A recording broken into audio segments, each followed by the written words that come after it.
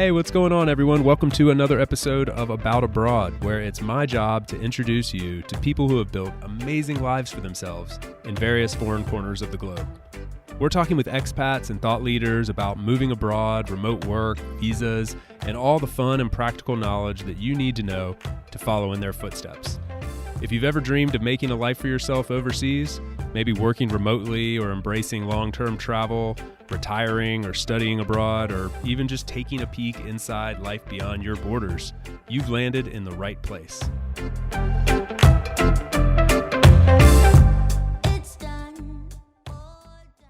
This episode is brought to you by my good friends over at SaneBox. Remote knowledge workers are absolutely inundated with distractions these days. Emails, voicemails, Slack messages, and a million other pings that keep you from traveling the world, getting that first remote job, or moving to a new country. These days, to get ahead, we have to be great at prioritizing what really matters. In my case, that meant cutting down on the world's #1 productivity killer, email clutter. So I turned to SaneBox. You can think of SaneBox's AI as your own personal email box assistant. It gets to know your preferences and tendencies, then automatically filters out the distractions and sorts your emails for you into folders and priorities that fit your workflow. I personally love Sane Black Hole, where you can drag messages from annoying senders you never want to hear from again. They also offer Sane reminders to ping you if someone hasn't replied to you yet, alongside other automated files for anything from your receipts to your news feeds, all in one place. SaneBox works within any email client you're currently using and can be set up in a matter of minutes. Even better, About Abroad listeners can access a 14-day free trial and $25 in credit when they sign up at sanebox.com/abroad. Check out the link in the show notes for more details.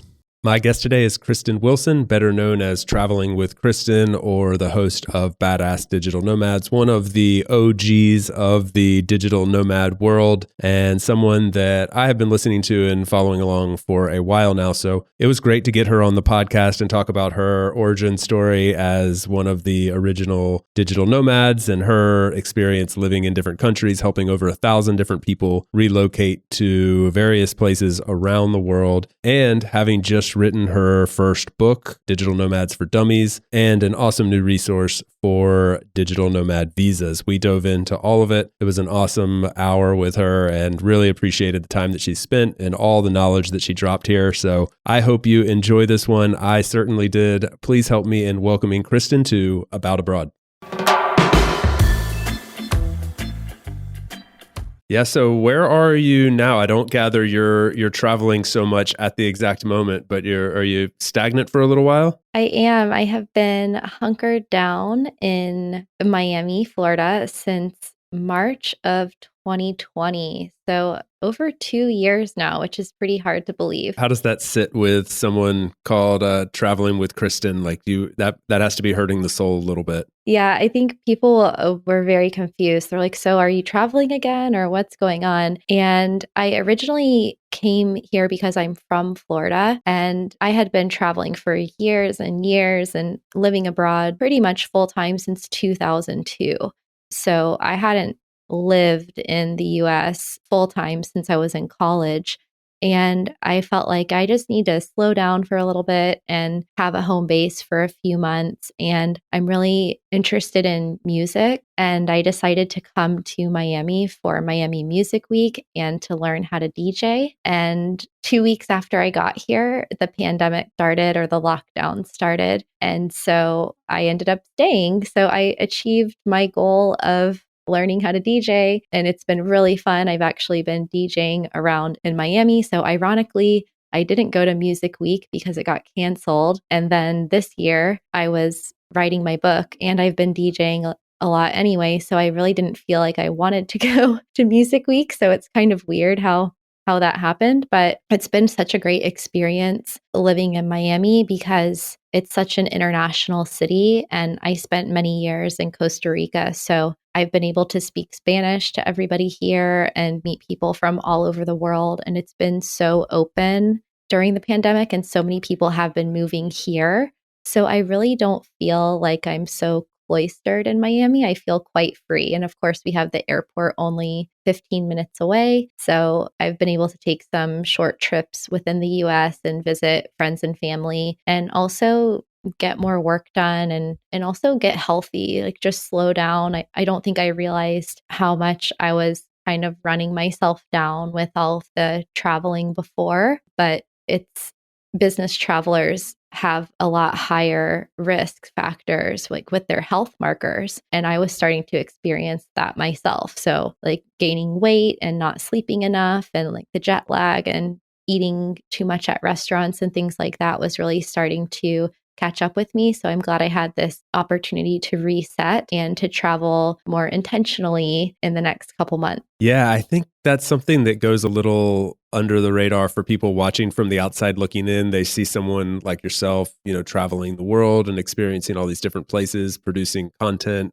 And, just like on the surface, it looks like, just totally living the dream. And what goes overlooked sometimes, I think, is like all the work that goes into that. And sometimes the physical toll that, crossing borders and changing time zones and just constantly searching for a new place to live or figuring out how to overcome some obstacle in a foreign place. Like nobody's going to feel bad for you necessarily, but those are some realities that maybe don't show up on the gram all the time, right? Oh, definitely. I talk a lot about digital nomad switching costs. I've actually written about this as well. So it's basically the same as if you were to, anything that you do, whether you're starting a project at work or you're cooking a meal or you're doing laundry, there's a setup cost to each activity that you do. And the setup costs for travel are definitely not as glamorous as the actual traveling part. And so I actually got in a conversation with Peter Levels, the founder of Nomad List. This was years ago. We've been Twitter friends for a long time. And I was so surprised to see him tweeting about booking his travel.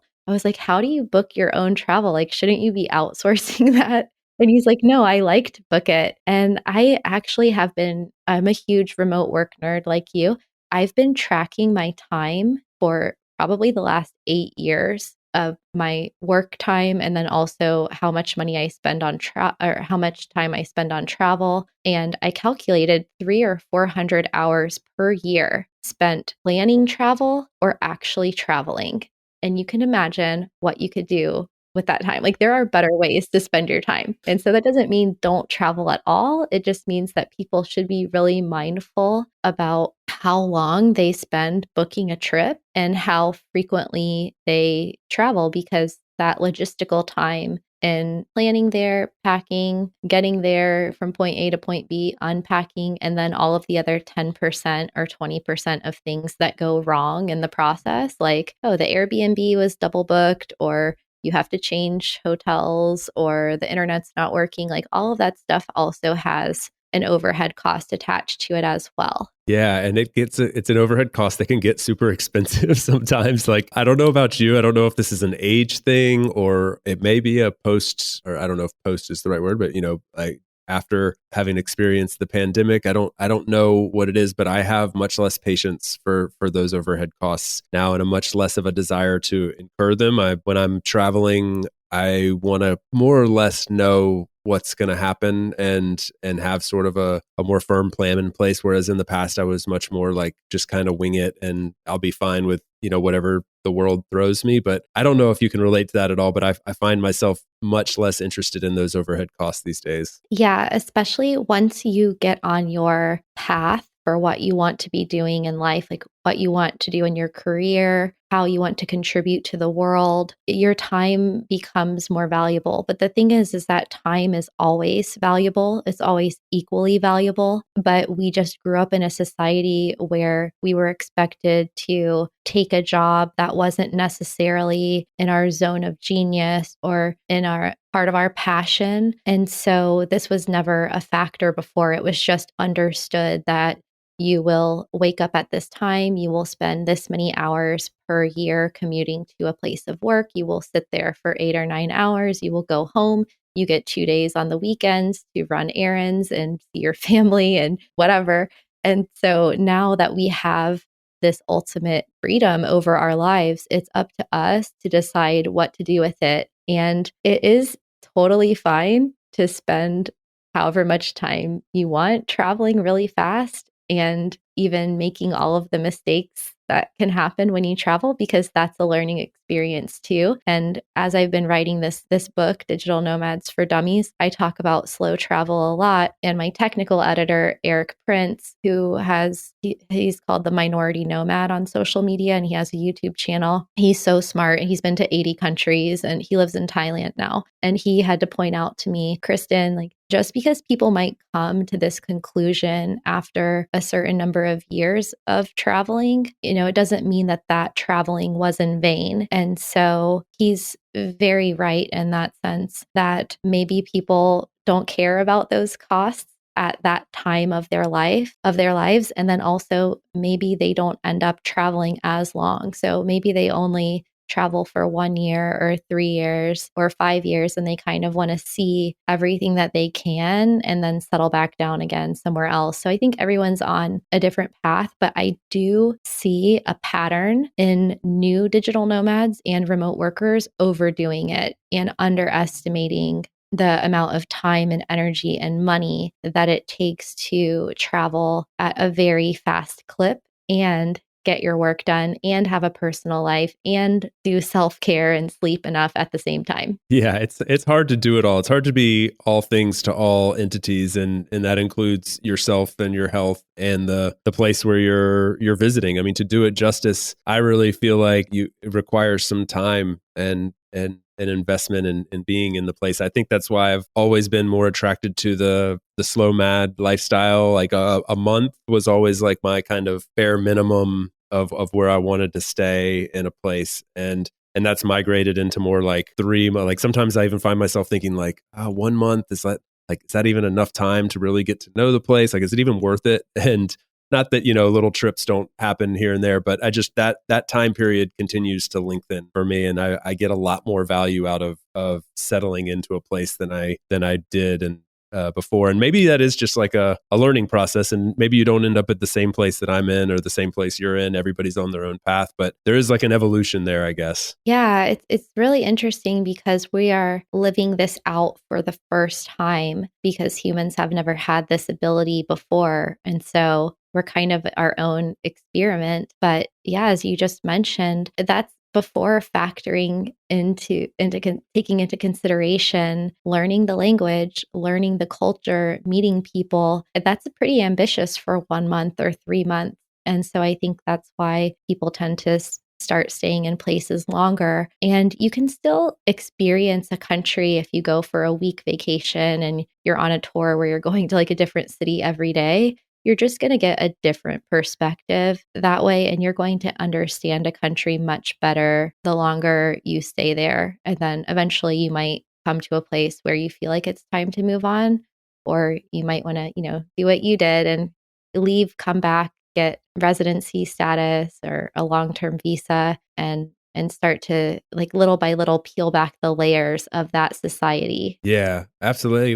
Where I know some of the places you've spent significant time in, and one of those places is Costa Rica. That's what comes to my mind. Nicaragua is another one. Just from following some of your content in the past, I know you've traveled a lot. I won't ask you to regurgitate like how many borders you've crossed. But what is it correct to say that Costa Rica is one of those places where you feel like you really lived? Yes, it was the first place that I ever lived abroad when I studied abroad in 2002. And when I got there, I didn't speak any Spanish, but I was a Rotary International Scholar. So I took a semester off of college to go there to learn Spanish, to get to know the local community, to do a lot of community service, and to also give speeches at the local Rotary meetings. So it was this ambassadorial cultural exchange. And so I was very lucky that the first time I lived abroad, I was forced to do a lot of work. I was forced to like go to language classes and live with a family and get involved in the community. And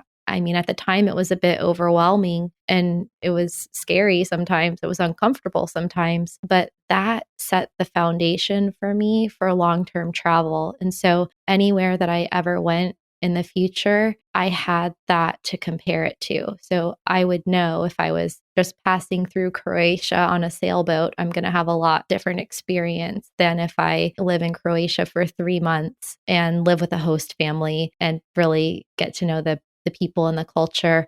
But when you're studying or if you're retired or if you take time off, you can do that. But if you're working full time, then it's just too much. And so I've never learned another language since Spanish because I've never taken the time to do it for a few months. Yeah, And it's an it's a investment. decision. It's such an investment, and Yeah. it doesn't get easier. Like I feel like it's something where I'm like, okay, yeah, I should be able to pick up other languages. Like I'll spend a couple months there and I'll pick it up. At least for me, it doesn't happen that way. But some people are more language inclined than others. And, a lot of people speak English, so it's a blessing and a curse. But some of the other places that I do feel are kind of my adopted home, I've spent a lot of time in Mexico and all different corners of the country. And it's really interesting to go back to places throughout the years. So the first time I went to Mexico, I was 16 years old and I walked across the border in Tijuana with my parents and my little brother and sister. And we were in California. It was my first time on a plane and we flew from Florida to California. And I even have a journal.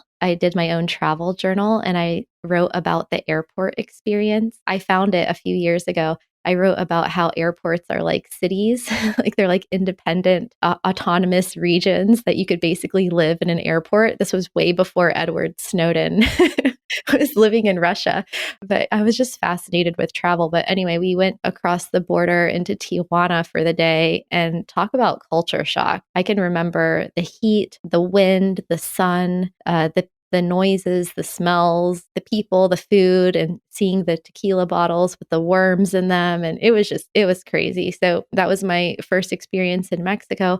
And then over the years going back, I had so many different experiences from going there on surf trips with my friends to living in Playa del Carmen back in 2013, spending time in Mexico City. And so that's a place that I feel comfortable with because I've been traveling there since I was 16, but each time you see a different side of the country. I've also spent a lot of time in Canada. I really love the Pacific Northwest and living in Vancouver and being able to go to Whistler and the mountains. So I've spent a lot of time there. I've spent a lot of time in Europe. I've been to almost every country in Europe, but I really love Amsterdam and I love the Netherlands and the Dutch lifestyle. So I think that hints at what happens in this evolution of a traveler is you start to find places that you really enjoy the lifestyle and you feel comfortable living there for a while. So Vancouver, Amsterdam, Sydney, Australia, cities that have water around them or that are on the water, I really love. Also Oslo, Norway. Those are the places that I gravitate to, but it will be different for me as a single US female who is in her 20s and 30s traveling alone versus somebody who's of a different background, a different age, different gender, a different place in their life. They're going to be looking for different things and they might be attracted to different places. Yeah, we all have our things that call to us. I can totally relate to you on just about all those places, the ones that I've been to, and Amsterdam in particular, I've said multiple times on this show, that is one of those cities that I feel the urge to go live in. I want to go experience a long term, a longer term there than just going for a week or a weekend or something. I mean, I really want to dive into that city and get to know it. And it's known for around the world for all the wrong reasons, all the reasons that aren't really why it's so spectacular, but it's just an awesome place that I would love to spend more time. Oh, I highly recommend it. And there's so much more to the Netherlands that I haven't explored because I love Amsterdam so much that I never want to leave whenever I'm there. But there's so many cities and towns throughout the country that are really nice. But yeah, there's nothing like just riding your bike along the canals. And even when the weather is bad, it's such a pleasant place to live. Yeah, though that's one of the things. I mean, it's set up for the bad weather. Like when you're here, like in a place like Valencia, where I'm living now, it's not set up for bad weather. So when it snows a little bit in the southeast U.S., and like everybody just like freaks out and schools close down. It's kind of like that here. When it rains a little bit, it's like, what do we do? Because the whole city's based around being outside, and like restaurants will close just because it's raining because they're just like, we're not going to seat anybody inside. And when you're in a place like the Netherlands, they're open to that. Like they're everything's built for that weather, so it's not nearly as bad as one might think, even though it's not picture perfect sunshine every day. Yeah, people don't even flinch. It's like they'll be riding their bikes with freezing rain and sleet hitting them in the face, and they just act like it's sunny outside.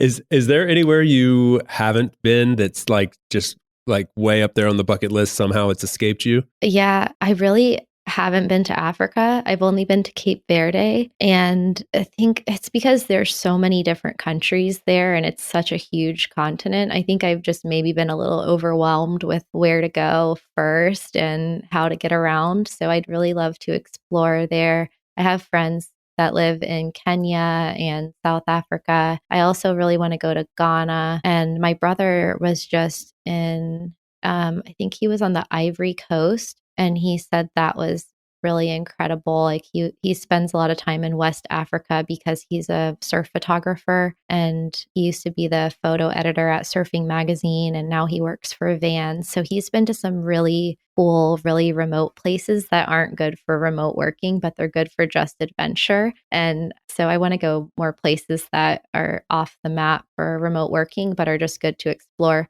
Also, the Middle East. My ex-boyfriend is from Lebanon, and so I got to know a lot of his friends and family members that were from different areas in that region, and Jordan. So I'd really like to go check that out. Turkey as well is super high on the list. So I think that later this summer, I will go back to Eastern Europe because that's an area that I really like as well, and maybe do some side trips into more of the Middle East and into Africa. Anywhere in particular in Eastern Europe that calls to you? Like, because we haven't explored a ton of Eastern Europe on About Abroad. We've touched on Bulgaria, and we've done a little bit, but I feel like we could do a better job on Eastern Europe. Is there anywhere that really calls to you? I love Bulgaria. I've spent about 6 months there, but I really like Serbia. I don't know why I like it so much, but I just think that the people are really cool. The food is good. It's super affordable. Belgrade has really good internet and it's quite walkable. There's good public transportation, and Novi Sad is a really pretty town. It's so family oriented and laid back and quiet. And I don't know, I just really like it there. They have a good music scene as well. And I've done some road tripping through the Balkans. I can't say that I would ever see myself living in like Montenegro or Bosnia and Herzegovina. Like they're cool to visit, but I didn't feel like, oh, this is my home base. Even Croatia, like I think Croatia is nice and a lot of digital nomads like it there. But for me, it was too hot. So I like the weather in Eastern Europe as well. I like having the 4 seasons. They have a lot of local food, and they're also not on the euro, a lot of those countries. So it's more affordable. And because they're not in the Schengen, they actually have more diverse food because they have different seeds. Like they have some of the same ones, but they're on a bit of a different, I guess, the farmland, like they're growing different crops. They have different cheeses, and it's quite gourmet. Like it's kind of like going into the supermarkets in France, but you just have more of the local food. So that's pretty interesting. And I've been to Albania. I would like to go back there because I think there's a lot to explore, and most people can stay for up to 1 year with just their passport. So that's good. That's really interesting about the seeds. And we have a mutual friend, Mitko, the host of That Remote Life, and I saw he was on your show. Yeah, and I think he called Bulgaria like Greece without Greek prices or something like that. Yeah, and Greece is pretty cheap too, but Bulgaria is even cheaper. Exactly. So he's like, yeah, good cost of living. You get all the food. You get lots of diversity in terms of like different cultures and the gastronomy and all that. But just Greece without Greece prices. And I was like, oh, that's pretty. That sounds pretty attractive. I was also thinking when you were telling the story about your brother, I'm like, man, sitting around the dinner table with you two must be really interesting. Hearing the different perspectives on the different corners of the world you guys have seen. He actually came on my podcast. I should replay that interview because I think it was underrated. He was there when Mick Fanning got attacked by the shark. Do you remember that video No. going viral? So he was surfing in a world championship event. It was Mick Fanning from Australia, and I forget who the other guy was, maybe Julian Wilson. And a great white shark actually tries to eat Mick while he's sitting on his surfboard waiting for a wave. And this is on a live stream broadcast around the world. So everybody saw it. He fights the shark. Like he wrestles the shark, he punches it, he gets the shark to go away, he gets rescued by a jet ski. My brother was swimming out there when that happened. He had just come in from the water. He was still like soaking wet, and he turns around on the beach and he watches that go down. So he's seen a lot of crazy stuff like that. And my parents were mortified that 2 of their 3 children just decided to leave the country and go travel to all these crazy places. But eventually they came around, and now I think they're really proud of us. And my dad probably talks his friends' ears off about what we're doing. But that this is a good example for people to act first and ask forgiveness later. Like if you try to go and get permission or validation from your friends and family members for whatever it is you're going to do, they're probably going to play devil's advocate and come up with all the reasons why you shouldn't do it. But if you just go and do it and survive to tell the tale, they'll be like, oh, wow, that's cool that you're doing that. Yeah, I can't actually, it's really funny. I can't relate to that. I can relate to that in so many different ways. When I was making like the hardcore break from real world work and setting out on a nomad adventure, I had been like tiptoeing my way towards that for some time, like via remote work and stretching the boundaries in that way. But this was like, okay, I need full location independence. I'm not getting that. I'm making a break and leaving all the cushy career stuff behind and going to, not make any money and not have any future by society's standards. I'm just going to do that. And I remember we had friends that had an intervention with us, like legitimately like came over to our house and were like, guys, you can't do this. The future's so bright. We had my dad, if you're listening, you won't mind me saying, he was like, you're an effing idiot, man. Like, don't do this. And it was just like so many people saying, don't go down this path. You're throwing it all away. Like, you don't know what's on the other side. And so the plenty of devil advocates, and I get that. That was the logical thing to say, but being illogical isn't always bad. Yeah. And, so many isolated peoples around the world, like the tribes in the Amazon that never had contact with people. And this is in other islands in the South Pacific where they were isolated for a long time. Their societies develop differently. Like, if you don't go beyond the ridge or the mountains or out in the ocean and explore, then you're basically living within a limited worldview. You can still have a fulfilling, rich life that way, but humans, I think we were designed to explore originally. We were nomadic, but at some point, society and cultural expectations and pressures from family and friends kind of brought us back to Earth and kind of restricted our movement. And when you're little kids, you go out and explore and everything and climb trees and whatever. And eventually people tell you like, oh, you're going to break your arm or you're going to get hurt. And we just kind of all start to get into the same line. And so it's very uncomfortable for other people to see you doing things that are out of the ordinary because it is the unknown. And people like to say that they want to live outside of their comfort zone, but when they actually can go there or start going there, like it's very scary. And you just have to err on the side of action because usually like 99% of the things that we worry about don't happen. And if things do go wrong, it's typically something that we didn't expect anyway. And we're pretty equipped to handle anything. Like we come into this world the same way that we leave it. Like all the resources that we need are here. And that includes people as well. So if there's ever a problem or something happens, like by the nature of a problem being created, it has some inherent solution. And we just all need to trust ourselves a little bit more to know that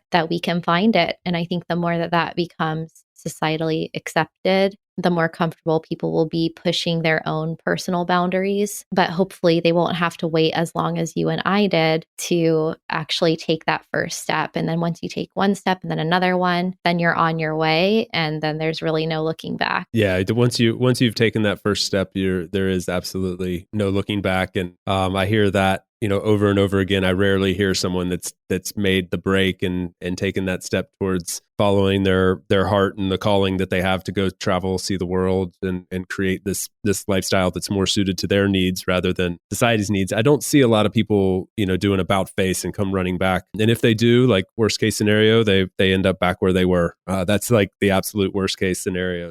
We'll be right back to the show after a quick break for a note from our sponsor. This season is brought to you by my good friends over at Insured Nomads. They're the absolute best in the business when it comes to providing health, travel, and medical insurance for nomads, expats, and really just all forms of world travelers. I know insurance is often something that's overlooked when we're fantasizing about traveling the world, but it's absolutely necessity that we address this because often the policy you have in your home country isn't going to cover you while you're abroad. And it's also a requirement, as a lot of people may not realize, to actually buy private travel or expat insurance, as it's called sometimes, to obtain a visa or even enter certain countries. So fortunately, there are companies like Insured Nomads to help us with this.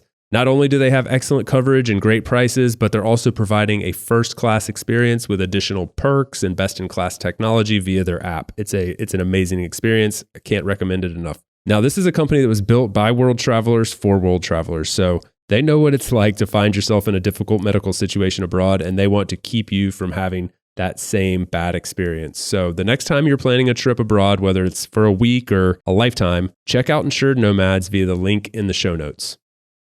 Hey guys, if you're still around and enjoying this episode, then I think you might actually like our once a month newsletter as well. If you'd like to sign up, just open up the show notes of the episode you're currently listening to, scroll down, and look for aboutabroad.com/newsletter. It takes about 30 seconds to sign up. It's a fantastic way to support the show, and I think you'll be pleased with the information that we provide every month as well. Thanks a lot for listening. Hope you enjoy the rest of the episode.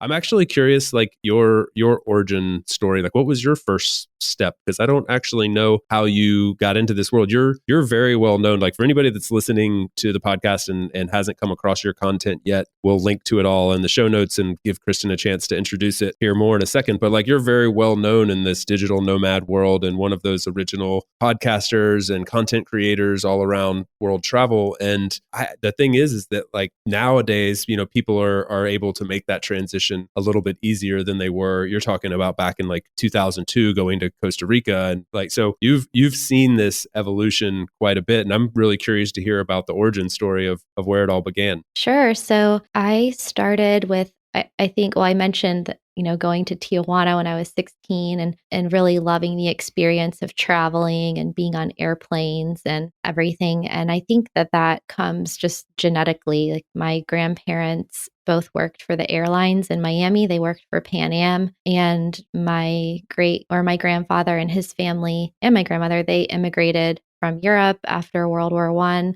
my dad's side of the family as well. So I think this is something that everyone shares, like in their DNA, like they had ancestors that were moving around in the past. And so I just got an opportunity to experience it as a teenager because my parents took us on family vacations in the summer. And then my grandmother, for my high school graduation, she paid for me to go to Italy for my senior trip, which is where her family's from. And so that just really opened my eyes to like what was out there in the world. It was no longer just in books. It was like real life. And I can remember the plane ride when I was 17 going to Italy. I can remember like what I ate on the plane, the first day landing there, the jet lag, like standing at the hotel for check-in, the first coffee shop I went to, the first taste of espresso, the first taste of red wine. Like, it was like coming alive for the first time. So that was how my love of travel started. I had this hunch of what it was going to be like, and then reality exceeded my expectations and I was just hooked. So from there on out, throughout college, my goal was like to find a job that would let me travel. Like, I know that you can relate to that as well,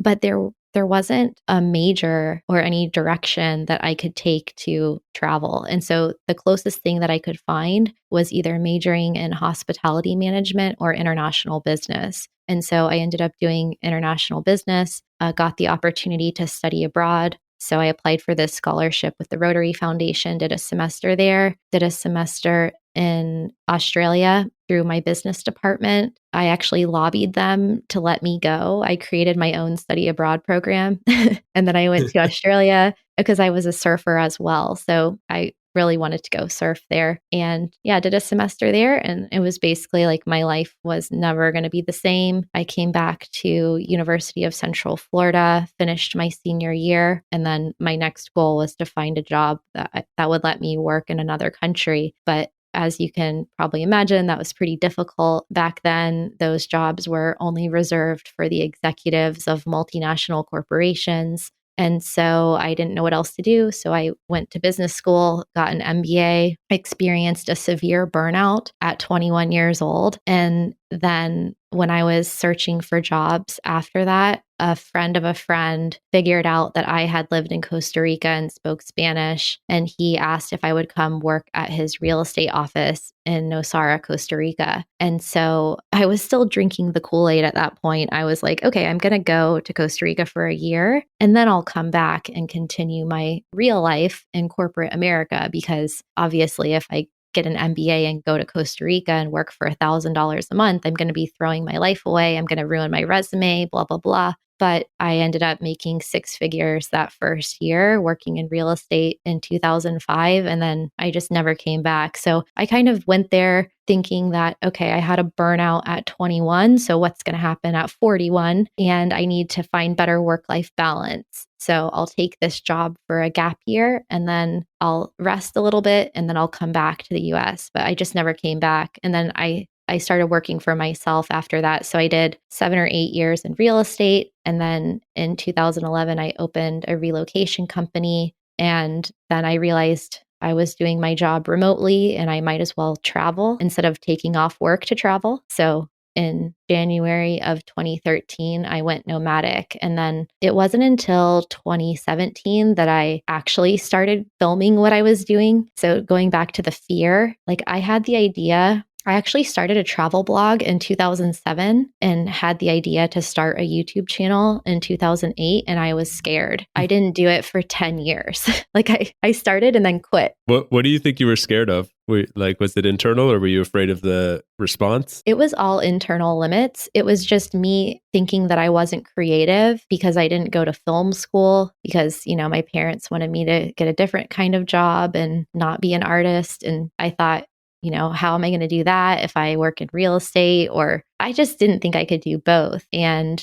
I just didn't, I just guess I didn't believe in myself or I don't know. So it was all internal. I wasn't really afraid of internet trolls or anything like that. And so if I have any regrets, like that's probably one. But at the same time, during the years that I wasn't documenting what I was doing, I was learning a lot and I was traveling a lot. And so I guess everything happens for a reason because by the time I finally started making content, I was in a place where the travel was secondary to me. Like my goal was to share what I was doing with the world. It wasn't necessarily traveling for the sake of travel because I wanted to travel. So it was more about giving back and growing as a person versus, I guess, like selfishly just wanting to have fun, jet setting around the world. Wow. That's kind of fascinating that you were able to transition from burnout to MBA to real estate in Costa Rica. Maybe I'll get $1,000 a month to, oh, wait, actually it's a 6-figure income. And now I'm starting a relocation business and eventually like seeing travel and the way you can share your travels as a way to give back. Like what an awesome chain of events that took place over the course of that. How many years are we talking there? So this was about, I guess, 10 years because I studied in 2002. I started my company 2011. So it was probably 15 years before I actually started the YouTube channel. But, I had no idea that that's what I was going to end up doing. And I still don't know what I'm doing after this. So I didn't start my podcast till 2019. So it was still 2 more years after the YouTube channel that I thought, okay, now I have enough interviews. Well, I can start a podcast to see how other people are doing it too. So even though it seems like I was one of the first people to talk about it, like I should have been talking about it 10 years before that. But, you don't know when you start traveling who you're going to meet or what opportunities are going to come along or what you're going to learn about yourself. And I think I found myself through travel. And so I'm so grateful for those experiences that I had that led me to what I'm doing today. And you still don't know what's going to happen tomorrow or what you're going to do next. So that's why everyone needs to start their journeys because like they don't know what's going to happen 10 years from now, but you can kind of predict it if you're going to stay in the same job and like the same hometown. Like things are going to be pretty similar unless you change it up. Yeah. That's exactly it. You actually can predict it pretty easily if you're okay with predicting it, and if you're okay with and taking on a little bit of risk and trusting in yourself. Most of the people that trust in themselves and take that leap of faith end up finding their path. And I think that's your story there is a perfect example of that. And now you're involved in so many different things. You've got the podcast, you've got the YouTube channel. Do you still do the relocation? Is that still like its own entity? Yep, I still do relocations, but I'm doing them more in a group setting now. So I still take a couple one-on-one clients throughout the year, but very limited where, when I first started creating content, I would just help people with whatever they asked me for help with. So that's how I started doing career coaching and other things on the side. It was like anything related to remote work, but now I'm pretty specialized in the relocation. So one of the limitations that I realized before I started creating content was that I can only help so many people per month, per year with their relocations. Like I max out at 100 clients per year, and that's working overtime with like a team. I have contractors in all these different countries because relocation is not a very scalable business. You either have to invest in a brick and mortar relocation company and go the traditional route, or what I decided to do, which was to stay a remote sole proprietor. So what I've done now is I created a relocation coaching program. So it's a course with live training. So instead of me doing it for you, so my relocation services are a done for you service where I help people go from one country to another and I help them decide where they're going to move. I plan all the logistics for them. I find their housing, paperwork, like dogs, pets, everything, kids, schools, anything that they need, it's customized to them. And this process can take 3 months or 6 months to move one person somewhere. But of course, I'm managing multiple relocations at the same time. So with the relocation coaching program, I realized that there was a big group of people who didn't want to do things completely on their own, but they didn't necessarily want everything to be done for them, or they didn't have the budget for that. And so this is a way for me to help people one-on-one, but in a group setting. And then they can also follow along step by step in the relocation process, how to do each thing. And so I've put this into a 4-month program where they can go at their own pace, like one module per week, or they can go faster. And then we do live weekly group calls. And so that sold out in the last quarter of 2021. And I'm about to reopen it. I've had it closed because I've been writing my first book, but that's been really fun to teach people my process of doing it, because it's not doing anyone any good if it's always locked up in my head with internal knowledge. So I've been sharing that. And then interestingly, I took international human resources classes when I lived in Australia in 2003. So it's kind of funny how it's all come full circle, that what I was learning how to do as a teenager in college, I'm now actually selling as a service or a program to people all of these years later. But it's obviously built on much more than what I learned in 2003. It's like this whole lifetime of travel and relocation wrapped in together. So I did more than 1,000 relocations with people one-on-one before teaching it to people in a group. And then there's this community where they get to like hang out and talk with each other and share where they're going to move to and share properties that they found and stuff like that. So it's been really cool. That has to be so rewarding to see especially to see the community come together. I mean, helping 1,000 people relocate, first of all, you're a saint for doing that, because I've done it a couple times for myself, and it can be brutal. And I say it all the time, like I'm a huge fan of just outsourcing whatever it is that you're not really good at or not really excited to do. And if this isn't a strength of yours, which it's not for me, I'm all for like, please hire somebody that knows what they're doing and is good at it and can streamline the process for you. So that's an incredible number, 1,000. But then to see that community come together around this, like, has to be so rewarding. Yeah. And people share like their personal journeys, and they also get validation that they're not the only ones going through it. Like when you're traveling or planning your travel to another country, it can feel very lonely because it's just you and your laptop, like, and maybe your husband or wife trying to figure things out. out, but there's hundreds of thousands or millions of people that are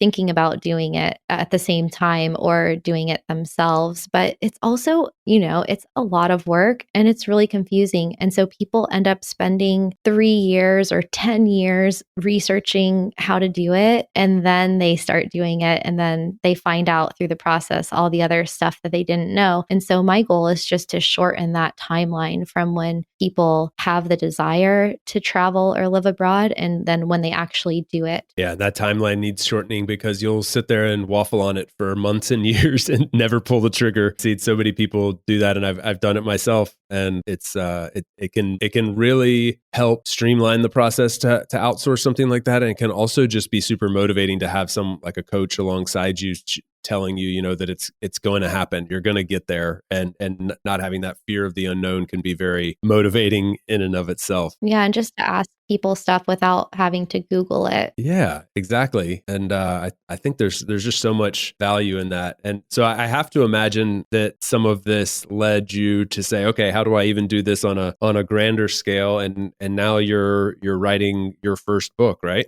Yep. So that's another thing that I wanted to do for a long time. I had all of these different manuscripts of books when I was younger. And I think it was in 2000 or 2001, I wrote a cookbook called The Surfer Girl Diet, and I never published it. Like I kept trying to write books, but back then there was no Amazon self-publishing or anything. So I always wanted to be a writer, but I never actually wrote a book. And then I had the idea to write a book about how to become a digital nomad because that was just what I knew how to do, how to move to another country, how to become a digital nomad. And I really thought that it would be a good fit for the Dummies style of book because those were books that, if you want to learn anything about a topic, you can just pick up a For Dummies book and you can get a crash course in that, but actually a practical guide to doing it. And so I talked with Wiley Publishing, who published the For Dummies books. And it was a process that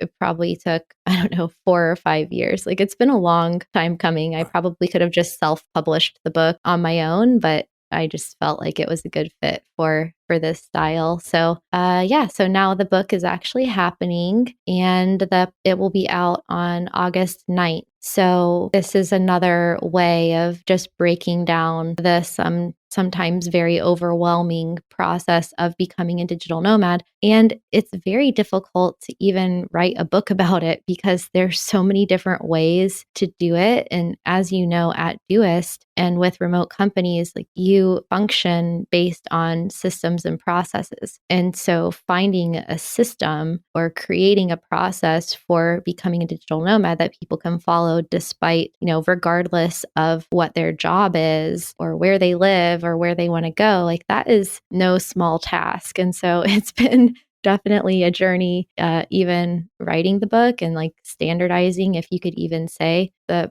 process of becoming a digital nomad or providing a framework that people can follow. But I'm really excited about it and can't wait to share it with the world. That's so awesome. I cannot imagine writing a book because, like you, I tried to start a blog early on, some sort of like travel blog. Actually, it's very similar to the structure of About Abroad, and it was really bad. The blog was like I realized very quickly I'm not a writer. I just like traveling and I like talking to people who have an interest in building lives abroad and becoming digital nomads and all this. But I didn't have a really solid pen. Like writing costs me a lot of energy and brain power and time. And so the blog did not last very long. I'm really happy that podcasts came to exist because I'm better at talking than I am at writing, I guess. And so the thought of writing a book is so overwhelming for me because it would be so challenging. Did you find the process did it come naturally to you, or is it something that, as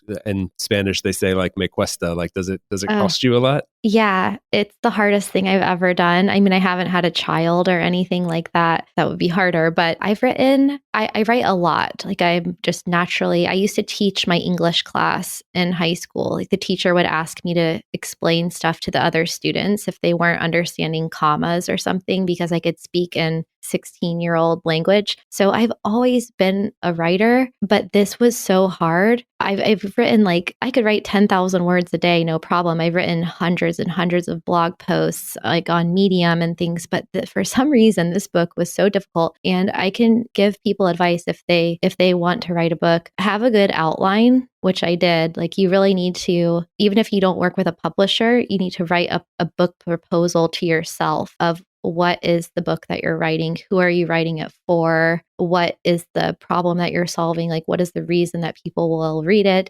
It's almost like starting a business in a way. You need to have a business plan for a business. You need to have a plan for your book as well. But really, it came down to getting over the fear of the outcome of the book, because a book is something that you don't get direct feedback on. So it could take a year or more before you even know if the book that you wrote is good.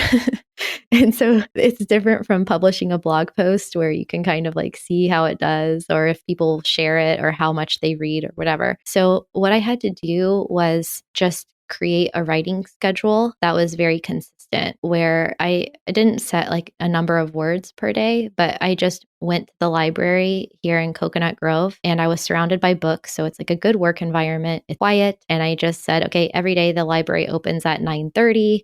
I'm going to write from 9:30 until 11.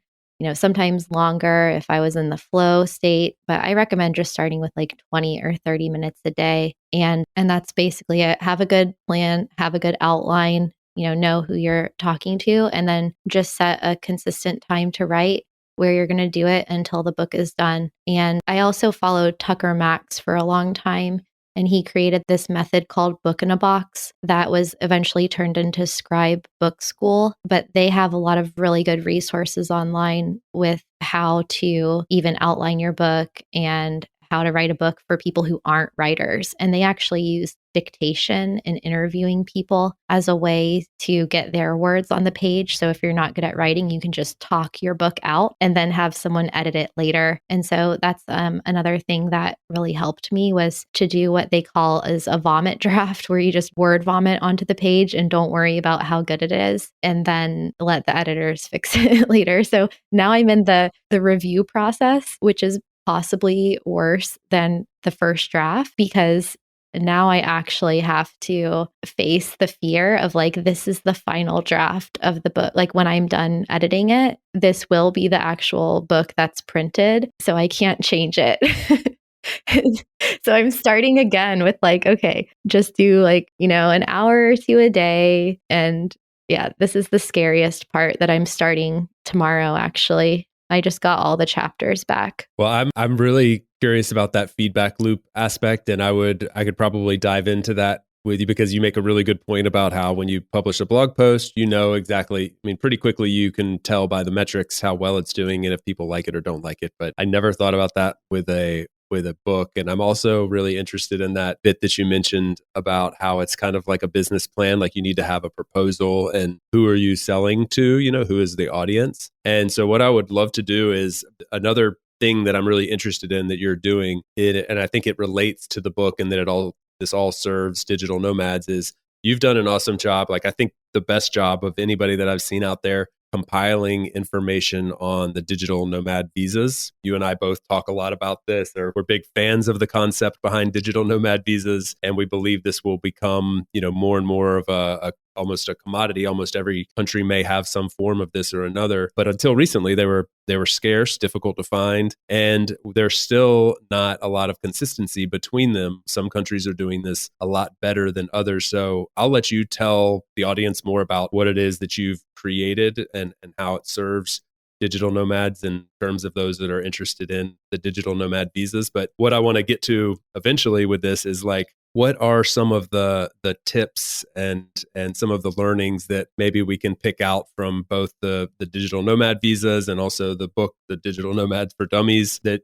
someone kind of new to this game that's just getting into how to be a digital nomad, what digital nomad visa should I look for? I think just broadly speaking, it would be cool for them to hear from you what your advice is and where you would point them. Mm-hmm. So my advice with becoming a digital nomad and traveling is to always start simple and add complexity when necessary. So a lot of times it's easy to overcomplicate things in our heads when, like, technically, if you just had a passport and a credit card and a plane ticket, like, you could go do it, and maybe a phone or a laptop. And so I like that approach, like what you were talking about on my podcast with Doist, how it starts as a remote company. So it starts very focused and in how the work gets done, and then you add tools on top. So approach it from that perspective of, like, what is the bare minimum that you need to become a digital nomad? You need, an income stream. You need some technology, some hardware. You need a passport. So it's like starting with the basics and then going from there, and also knowing why you want to do it. What you hope to get out of it. And we can go into that process a bit more. That's what I wrote about in the book is, that step-by-step process from, like, not even knowing what a digital nomad is to actually becoming one. But then also, if you are an experienced digital nomad and you just want to jump in and, like, section 4 or section 3 and learn more about the traveling part or the long-term implications of being a digital nomad, you can do that too. So it's like the first half of the book is about where to get started as a digital nomad and how to make money as a digital nomad. And once you have that sorted, then it's into the travel and relocation aspect and, like, more of the long-term travel, community, cultural adaptation, all of those other things that you don't have to worry about at the very beginning. And so when these digital nomad visas started getting announced in 2020, Barbados was the first one, followed by Estonia. I was so excited because this was basically validation of the digital nomad lifestyle by multiple foreign governments. And so I started making videos about every visa that came out, analyzing them. And then what I realized really quickly is that, well, there's too many countries to make long, drawn out videos about every single one of them. But then also a lot of the visas weren't really even worth applying for. And so I think there's about 40 countries now that have digital nomad visas or remote work permits of some kind. And everyone was asking me, like, should I apply for this visa? Or what do you think about that visa? And it was such a headache to figure out what the requirements were, how long it would take to apply, what the cost was, how to do it. And I just started researching them one by one for my own sake, so I could even answer people's questions about them. And then I thought, why don't I just give this information to everyone? So I created a digital nomad visa database where you can just buy access to the database. You can find out the info on every visa, who it's for, who it's not for. So you can know within a minute or two if it's even worth applying for that visa, or if you can just travel there on a passport and not worry about it. So that's been really helpful for people. And then every time a new visa is announced, I add it to the database and, analyze it and everything. So it's kind of a living document where we'll see maybe at some point, every country in the world will have a digital nomad visa. We'll see. But some of the countries have done a better job than others with actually providing something of value that people would actually want to apply for. Yeah, that's the real interesting thing, is that on the surface, these all seem kind of the same. And if you just dig, like, right below the surface, you're like, oh wait, these are very different. And then if you go really deep, you see that there's, like, some mechanisms that are quite drastically different visa to visa. So what I would love is, like, we don't have time to go through all 40, and we also want to point people to that resource so they can come get it from you if they want more detail. But is there one or two visas out there that really kind of jump out to you that are, a country? Maybe we can even separate these into two different categories. One category being, like, a government that's doing this really well, kind of like exemplifying the way maybe it should be done. And then if the answer isn't the same to the second category, one that's really attractive to you, one where you're like, yeah, I would go use that one, or I would recommend people go use that one. Mm-hmm. So I don't know if there's one government or country in particular that has really hit the nail on the head. When I think of what I would look for in a digital nomad visa, it's ease of application, it's a low cost barrier, and it's providing value on the back end once you actually get there. So can you apply for it online? Is it affordable? And then what is the benefit over me just traveling there on a passport? And so I want to look for a long length of stay and maybe some access to government services or support, maybe a digital nomad or remote work task force of some kind that's going to help you with integrating in that destination. Maybe they're going to help you with housing. Maybe they approach it from the way that universities do with their study abroad programs, where they offer you like housing for the first week or the first month or something like that. I haven't really seen anyone do that. I've seen a lot of Caribbean countries that put very expensive price tags on the visa, or they make it really difficult to apply for, where you have to get documents notarized, certified, apostilled, which you know about from moving to Spain, which is where you basically get a notarized document, and then you have to get that document translated and certified. Another stamp. It's like this old way of doing things. Anyway, it's so old school. I actually, the first time we had to do that with our marriage certificate, I didn't know. The words were synonymous in my head, apostilled and notarized. And so we went through an entire fiasco, like almost going over our visa and such, because we couldn't get the apostille done, and just all the things you learn along the way. Sorry, I digress us, but that was interesting for me. It's really annoying, and some of these countries are requiring that. I think Iceland's requiring it, Romania's requiring it, but then some of the countries that it's really easy to apply for, they might have an expensive application fee. Like with Barbados, you can apply online, but then I don't know, it's like $1,000 or $1,200 or $2,500 for a family. And then you get there and you realize, like, I could have just come here for a few months on my passport. Like, there was really no need to have to apply for that. So I'm trying to clarify that with people so they know, if they need to go through all these hoops or not. I think Estonia did a pretty good job with theirs, because the application fee is only like €100 or so, and you can stay for up to a year. And so it gives you an option to have a home base within the EU Schengen zone and still travel throughout the Schengen zone. So before digital nomad visas existed, you could just stay in the Schengen zone for up to 90 days with a passport, and then you had to leave for 90 days before coming back in. So the first time I went to Europe, I thought I could go to every European country for 90 days and just live there forever, and that's not the case. So I think that's a good one. Actually, Hungary has a pretty good visa. I mean, with both Hungary and Romania, you still have to present yourself in person at an embassy or consulate, which I think, like, maybe we can do a Zoom interview instead of going in person. Like, when you think of how many Hungarian embassies are there in your country, probably not many. So that means then, traveling to that country traveling to the embassy to apply in person. Like, you can apply online, but then you have to go in person anyway. But I do like Hungary's visa. It's called the white card, because you can stay for, I think it's going to be up to 5 years, like 1 or 2 years, and then you can renew it for another 2 years. So that provides a lot of value, because you can still travel throughout Europe and have that home base there. And Hungary is a very centrally located country. So, and it has a low cost of living. So even though, they're not providing a lot of bells and whistles, like, once you go through the process, at least you don't have to worry about anything for the next few years. And then I actually think that the Dubai remote work permit in the UAE is quite valuable, just based on the fact that if you go with your passport, you can only stay for 30 days.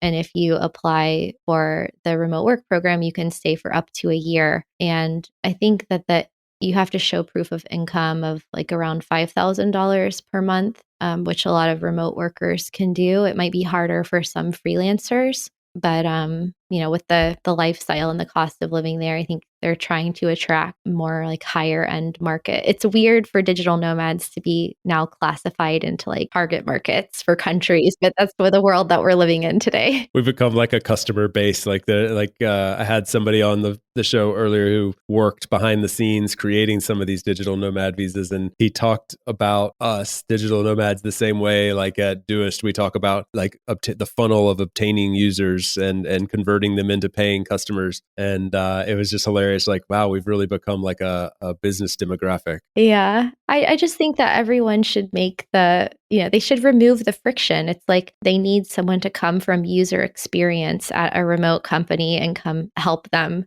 with their program, or I'll volunteer to help them. Make the application online, make it fast and easy to apply for. Don't put these really hefty upfront fees. Like, sure, make people show proof of income that they can support themselves while they're there, but everything should be able to be done online. And then, provide some support or some services and a generous visa duration so that people are actually attracted to go there without just going on their passport. Yeah, I mean, the long-term gain for them is like if you end up setting up shop there, I've seen people go on these the equivalent of a digital nomad visa or the visa that I'm on here, and they end up like integrating into society, starting businesses, having families, investing in properties. Mm-hmm.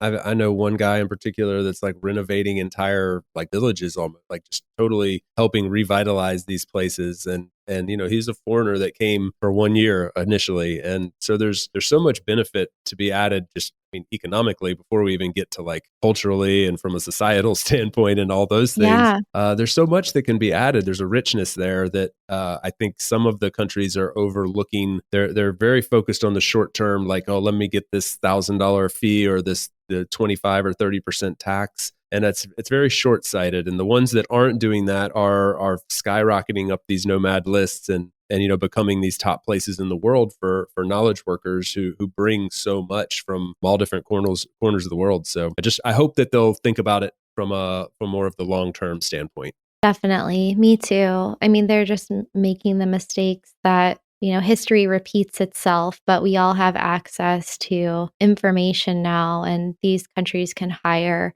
external consultants so that it's not just, the cabinet ministers making this decision that they don't have a background on. There's millions of people who could provide feedback on a better way to do it. So we'll see what happens. Yeah. If any governments are listening right now, Kristin and I are here for you. We are for hire. You just let us know. We'll tell you exactly what the people want. Well, Kristin, this has been awesome. I'm going to let you run and get back to publishing books and creating podcasts and all sorts of content. But thank you so much for sharing your story, a little bit about the book, the digital nomad visas.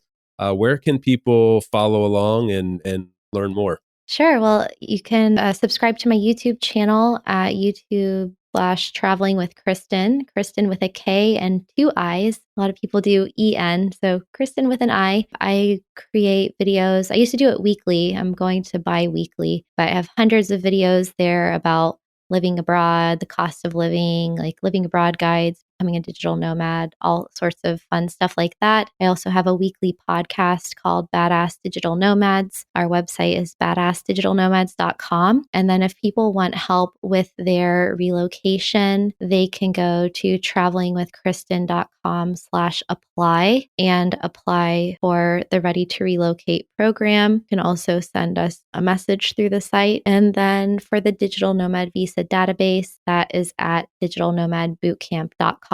Nice. Thank you so much.